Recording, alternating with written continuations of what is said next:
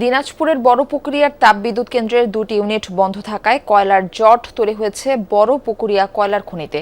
এতে ক্ষতির মুখে পড়েছে এই জাতীয় সম্পদ। তবে চলতি মাসে 275 মেগাওয়াট ইউনিট চালু হলে জট কমে আসবে বলে আশা কর্তৃপক্ষের। বৃষ্টির পানির তোড়ে নিরাপত্তা প্রাচীর ভেঙে উন্মত্ত নদীর স্রোতের মতো ভেসে যাচ্ছে টনের পর টন কয়লা। এমন চিত্র দিনাজপুরের পার্বতীপুরে বড়পুকুরিয়া কয়লার খনির।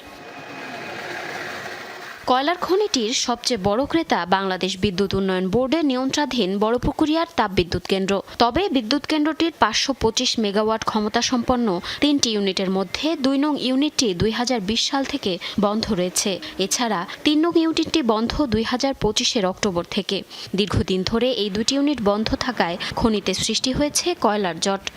এখানে তো প্রাচীরটা ভাঙছে না, এটা তো খোলা থাকলে সমস্যা, কয়লা বাইরে কেউ নিয়ে যেতে পারে। অতিরিক্ত বৃষ্টি হওয়ার কারণে প্রাচীর ভাঙে গেছে, কয়লা বেশি উত্তাপ রাখছে তাপবিদ্যুৎ। পানি ওই দিক থেকে ছিল, আসার পর এখানে লোড নিতে পারে না, ওয়াল ভেঙে গেছে। দাহ্য পদার্থ হওয়ায় এই বিটুমিনাস কয়লার স্তূপে মাঝে মাঝে ঘটে অগ্নিকাণ্ডও। দ্রুত এসব কয়লা স্থানান্তর না করা হলে আরো ক্ষতির মুখে পড়বে এই জাতীয় সম্পদ, বলছেন স্থানীয়রা।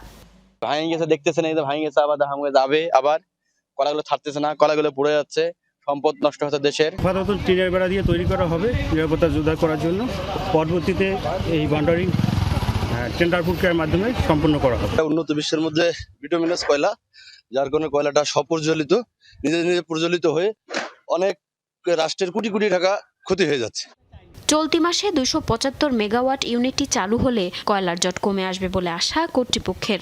তাপবিদ্যুৎ কেন্দ্র যদি তৃতীয় ইউনিটটা চালু হওয়ার পর থেকে 1 লাখ টন করে প্রতি মাসে নিতে পারে, তাহলে আমার মনে হয় যে এই সিচুয়েশনটা আর থাকবে না, আমাদের ইয়ার্ডের ধারণ ক্ষমতার মধ্যে চলে আসবে। বড়পুকুরিয়া খনির কয়লা উত্তোলন চলবে 2027 সাল পর্যন্ত। উত্তোলনকৃত কয়লার সঠিক ব্যবহার নিশ্চিত করা গেলে বিদ্যুতের চাহিদা পূরণ করার পাশাপাশি জাতীয় অর্থনীতিতে সুফল বয়ে আনবে বলছেন সংশ্লিষ্টরা। জারিন অর্নি, যমুনা নিউজ।